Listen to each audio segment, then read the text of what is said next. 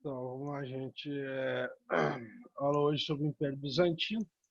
A gente vê no mapa aí, para a gente contextualizar o que é o Império Bizantino e aonde ele se localiza. Então, de um lado, essa é a extensão total do Império Romano, na parte ocidental e oriental. A parte oriental, Império Bizantino, e a parte ocidental já dividida com os impérios, né, depois das invasões bárbaras. A gente não vou frisar agora as invasões bárbaras, a gente vai falar só do Império Bizantino, mas assim, no decorrer da semana a gente vai estar falando das invasões bárbaras e a formação do feudalismo. Basicamente, a gente tem o Império Romano, a gente se divide essa divisão, né? Império, Império que começa exatamente com as reformas, né? Primeiro de Diocleciano, que vai implementando o colonato, depois vem Constantino, né, a busca do apoio dos cristãos, legalizando o cristianismo e transformando o cristianismo em religião oficial do Estado. No ano de 330, né, a capital vai mudar para Constantinopla, atualmente Istambul, e depois, em 395, já com Teodósio, essa divisão do Império, que leva até o cisma da Igreja, né, do Ocidente e do Oriente, é o primeiro cisma da, igreja, da religião cristã, até o ano de 395, a divisão do Império, existia a unidade desse pensamento cristão, e a partir dali, essa ruptura, né, o surgimento da Igreja Ortodoxa e o surgimento e a continuidade do catolicismo. Também o Império Bizantino, também conhecido como Império Romano do Oriente, surgiu, né, com o imperador Teodósio, na divisão do Império em duas partes. Teodósio, e o outro foi antes de Teodósio, né, teve o imperador Constantino, que quem conquista essa região e funda a cidade de Constantinopla. A cidade tem esse nome, a cidade de Bizâncio, né, teve esse nome substituído por Constantinopla a partir da conquista de Constantino em 330, o ano que ele muda a capital romana para Constantinopla. Ela fica num lugar estratégico, um ponto estratégico geográfico, porque o mundo conhecido naquele momento, o centro do mundo era o Mar Mediterrâneo e as principais civilizações viviam ali. Então você tem ali o Egito, você tem a Mesopotâmia, você tem os países do Oriente Médio, como Israel, como o Líbano, os fenícios, no caso do Líbano, você tem ali também os cartagineses, você tem Roma, então o mar Mediterrâneo se torna o centro de todo esse mundo e efetivamente o comércio girava por ali, então e a cidade de Constantinopla era um ponto estratégico, e principalmente o seu porto, por onde passavam mercadorias de todas as partes do mundo, passavam por ali, então era uma cidade importante economicamente e socialmente. A gente vai ver daqui a pouco essa relação que se dá em profundas relações sociais, miscigenação cultural e etc. A cidade ainda existe, né? Hoje ela é a capital da Turquia, Istambul. Eu fiz aí no Google Maps para vocês terem uma noção exata da localização. Então ela fica exatamente ali no Mar Negro e no Mar Mediterrâneo. Então ela era um ponto estratégico importante economicamente. Constantinopla era a rota comercial muito importante, principalmente pelos produtos da seda e de especiarias, que a gente vai falar muito a partir de agora, porque as especiarias eram de vital importância para a população que vivia na Europa nesse momento. A gente não tem nenhuma, até naquele momento, a única forma de conservar alimento era a utilização de especiarias, que são cascas e sementes de árvores que eram usados para conservar alimento em 99% das famílias europeias, seja do mais simples ao mais sofisticado. E ela era valiosa porque ela tinha três características importantes. Ela conservava, ela dava sabor, e em alguns casos usados, por exemplo, como na medicina, né? Por exemplo, a nanoscada é um ótimo é, remédio para prisão de ventre. Só um exemplo, a pimenta do reino era extremamente valiosa. Um saco de 60 quilos, se a gente fazer uma conversão atual, ela valeria em média de R$ 1.000, R$ 1.500 um saco desse. Então, por quem comprava e vendia, era extremamente lucrativo. Então, sendo um porto importante, os comerciantes da cidade de Constantinopla vão comprar essas mercadorias que vêm do Oriente e do Norte da África e vão revender para outras regiões da Europa, como Portugal, como Espanha, que não existiam com esses nomes, né? eram partes foram conquistados pelos bárbaros, mas só para que vocês entendam que essas nações compravam muito desses comerciantes de Constantinopla, e o porto de Constantinopla era economicamente um dos mais importantes da Europa. Então, com esse comércio intenso, né, Constantinopla se torna uma cidade rica e cobiçada demais nas cidades europeias. Já no Império do Ocidente, modificavam de sua forma de vida por causa dos constantes ataques de outros povos, ou seja, enquanto a parte do Ocidente vinha sofrendo vários ataques dos povos bárbaros, a cidade e o Império do Oriente se enriquecia cada vez mais. O cristianismo bizâncio é importante falar. Então, o que a gente sabe até aqui? Constantinopla, pelo local onde ele se localiza, era um ponto estratégico, tinha economicamente um fluxo comercial muito grande, principalmente por causa das especiarias. Isso é um ponto importante, então, economicamente muito rica, é uma cidade poderosa economicamente. Ao mesmo tempo, o cristianismo se tem uma figura muito, uma figura não, o cristianismo bizantino, ela tem uma diferença muito interessante em relação à parte do Oriente, né? Desculpa, do Ocidente. O cristianismo vai ser religião oficial do Império Romano e continuará sendo Império Bizantino, certo? E ela torna-se importante para manter essa unidade desse território, chamado Império Bizantino. Lá, qualquer cidadão poderia ser cristão, inclusive escravos. Os bizantinos acreditavam que perante Deus todos eram iguais. Assim, apesar de profundas desigualdades sociais, ou seja, o acesso à riqueza ser restrito e as decisões políticas também, todos se sentiam parte dessa sociedade graças ao cristianismo. Então, a religião é muito importante aqui. Essa razão dessa mudança é exatamente a influência de outras civilizações, de outros povos, como os gregos, sírios, judeus, egípcios, persas. Ou seja, o cristianismo vai absorver essas características de outras religiões. Aí alguém pode se perguntar, mas espera aí, Éder, como que se dá essa influência, né? Graças às relações comerciais. Então, a cidade de Constantinopla, o porto de Constantinopla, era muito movimentado. Então, você vê gregos, você vê sírios, judeus, egípcios, persas. Então, esse contato existente através do comércio faz com que essa religião ganhe uma nova cara, né? Uma nova percepção, uma percepção, ao meu ver, bem interessante. Todos poderiam ser cristãos, todos, em qualquer classe social, eles então era uma certa, trazia, né, uma certa unidade, ou seja, desse território. Continuando falando do cristianismo bizantino, para os cristãos bizantinos, o imperador era considerado um representante de Deus. Então a gente vai ver, por exemplo, várias pinturas que eram retratadas desses imperadores aos lados dos santos de Jesus Cristo e até de Nossa Senhora Maria.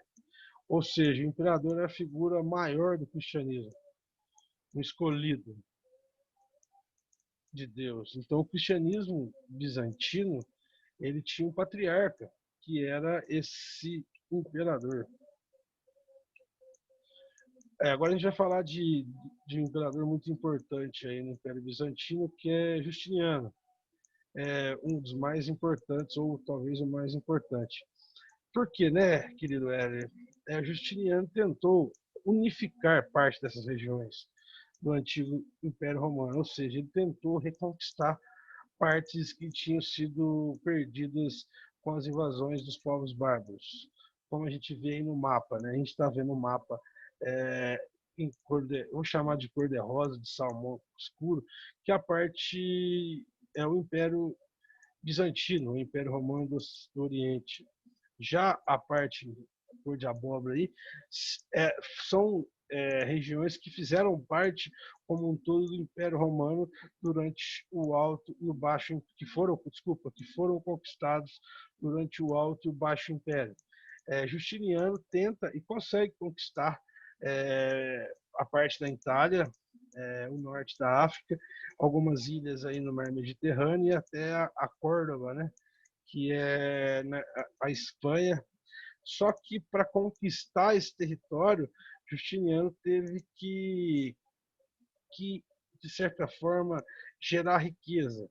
E isso é importante porque essa riqueza gerada foi através de impostos que ele aumenta dos moradores e isso provavelmente em algum momento gerará revoltas.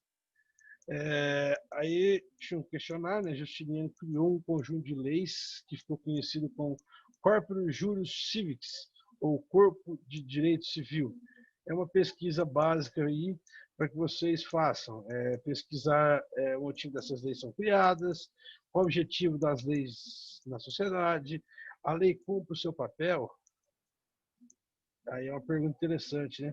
O Corpus Juris Civilis dizia que ninguém será obrigado a defender uma causa contra a própria vontade, ninguém sofrerá penalidade pelo que pensa, ninguém pode se retirar da força de sua própria casa. Principalmente essa do meio, ela é bem moderna, né? Que ela fala, a gente fala da liberdade de expressão, né? Um direito constitucional previsto na nossa Constituição. Então vocês podem procure as leis brasileiras em artigos semelhantes e tal, para que vocês possam entender como esse Código Justiniano foi importante legalmente. Voltamos a falar do imperador Justiniano, como eu falei lá atrás no mapa, né? Para financiar essas conquistas militares, logicamente é necessário um aumento de grana, vamos dizer o seguinte, ou seja, você precisa tirar dinheiro, você precisa equipar soldados, você precisa ter arma adequada, isso custa dinheiro, né?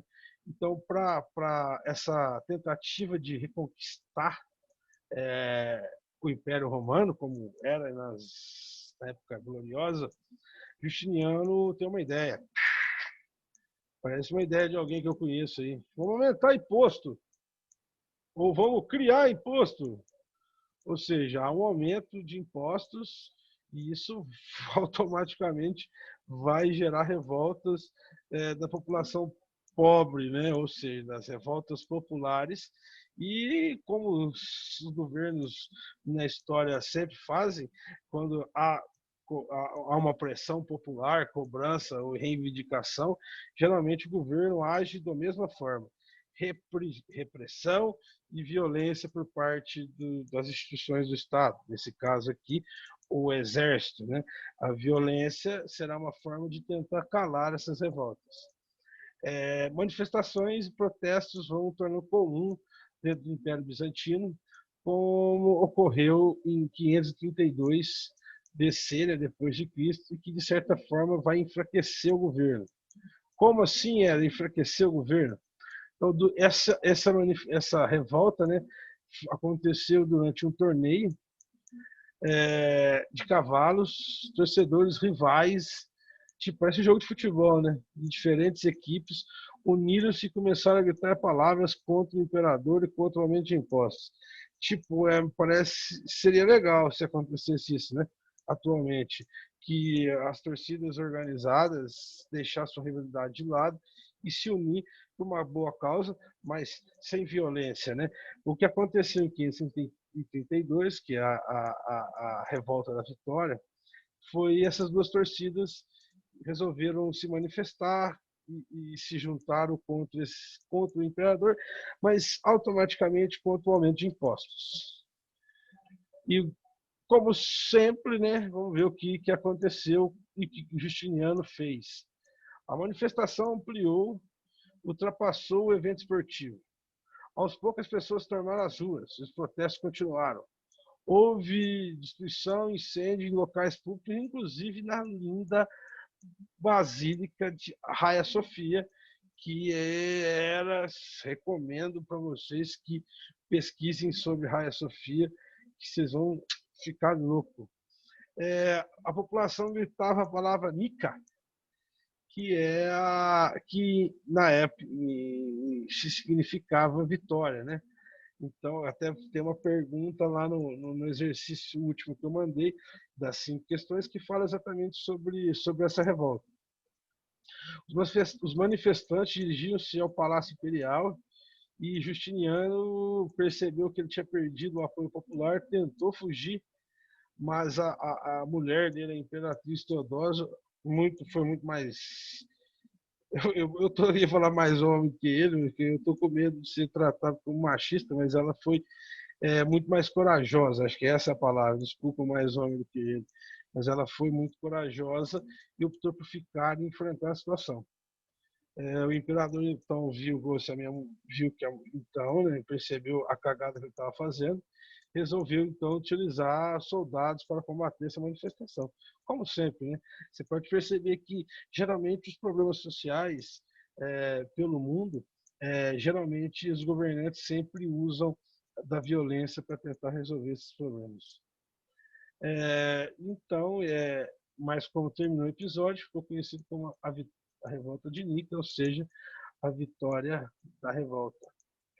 Então é isso. Constantino morreu em 563 e o Império perdeu força devido a essas grandes revoltas internas que foram acontecendo. Outro modelo de autoridade do imperador, né? Outro detalhe importante aí de ser frisado é a iconoclastia, porque após a morte do nosso Justiniano, o Império Bizantino perdeu força e se enfraqueceu, né, devido a essas revoltas internas.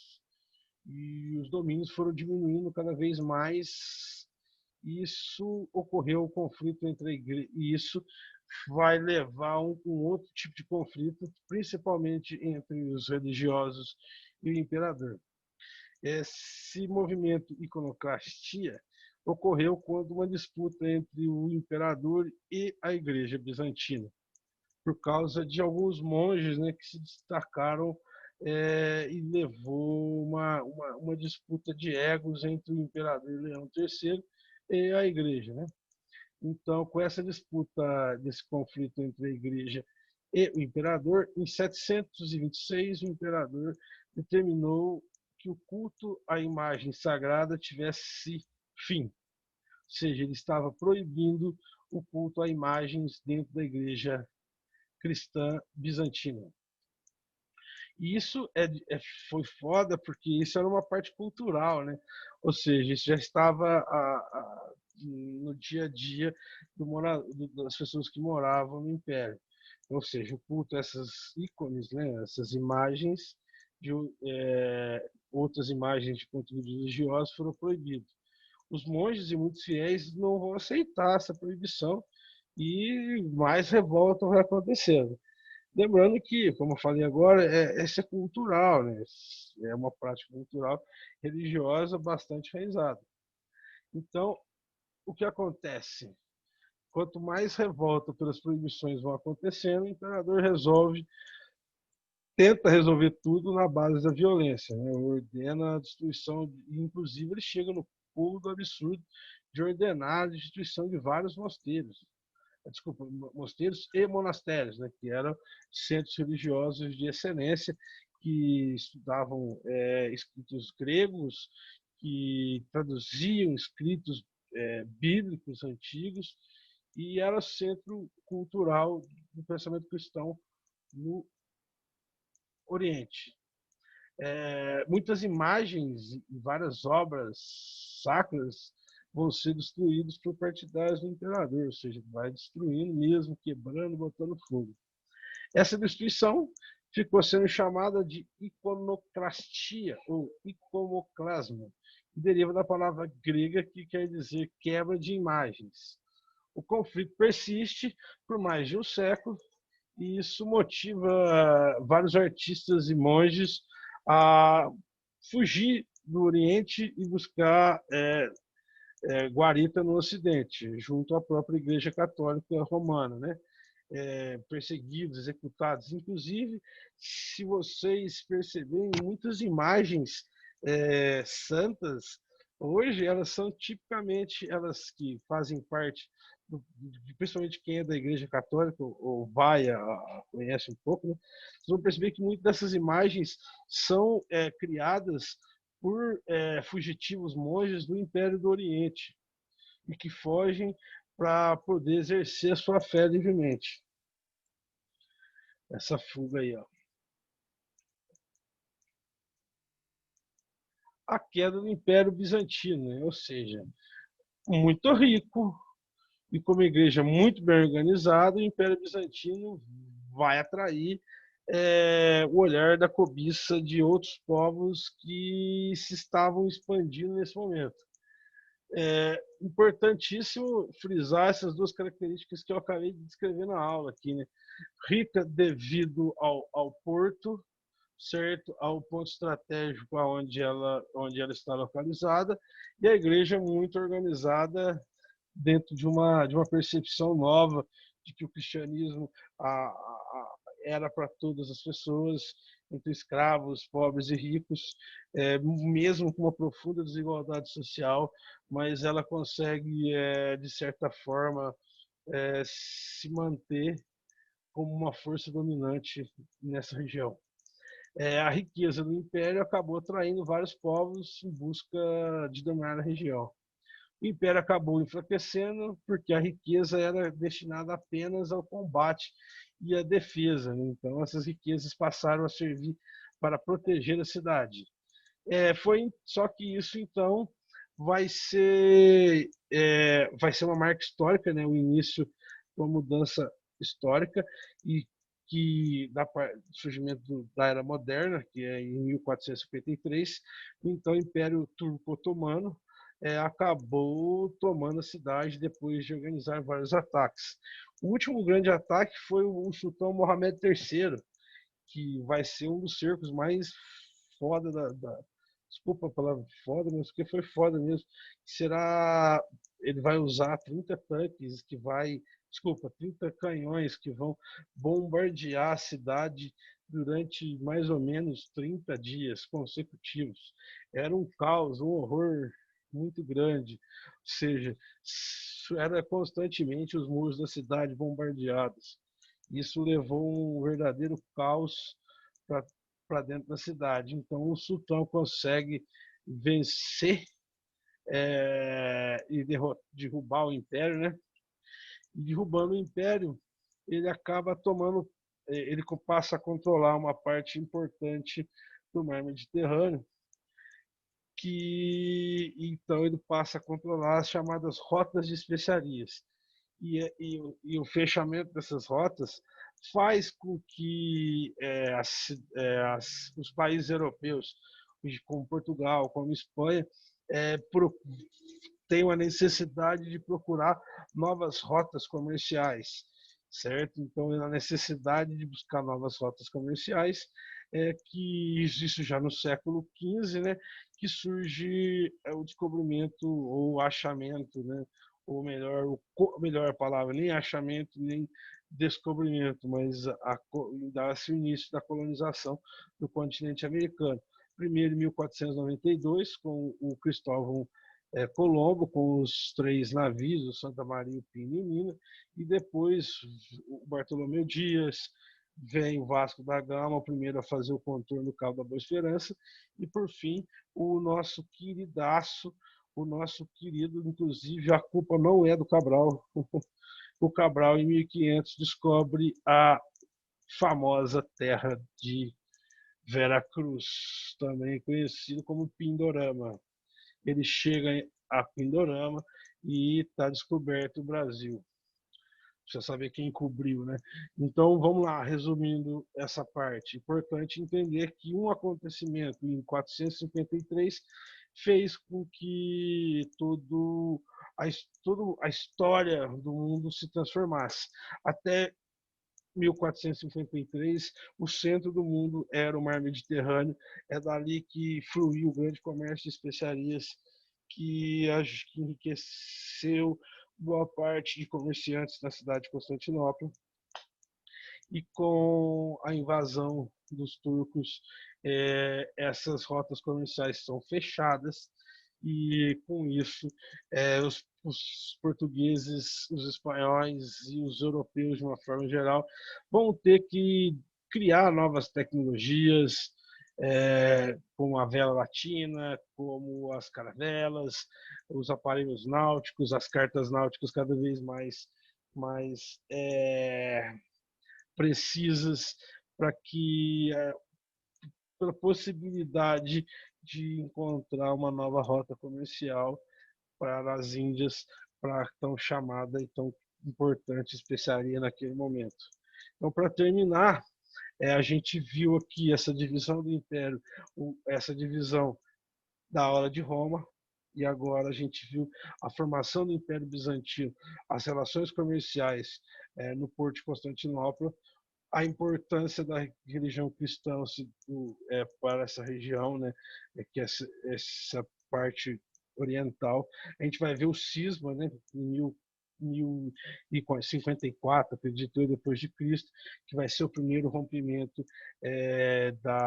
do cristianismo, a primeira vertente, a primeira divisão da interpretação do cristianismo, e vimos como esse enriquecimento econômico contribuiu também para o enriquecimento cultural com a relação e a relação dos bizantinos com os outros povos que passavam ali para, como posso dizer, para comprar e para vender, e também há uma mistura cultural que influencia na religião.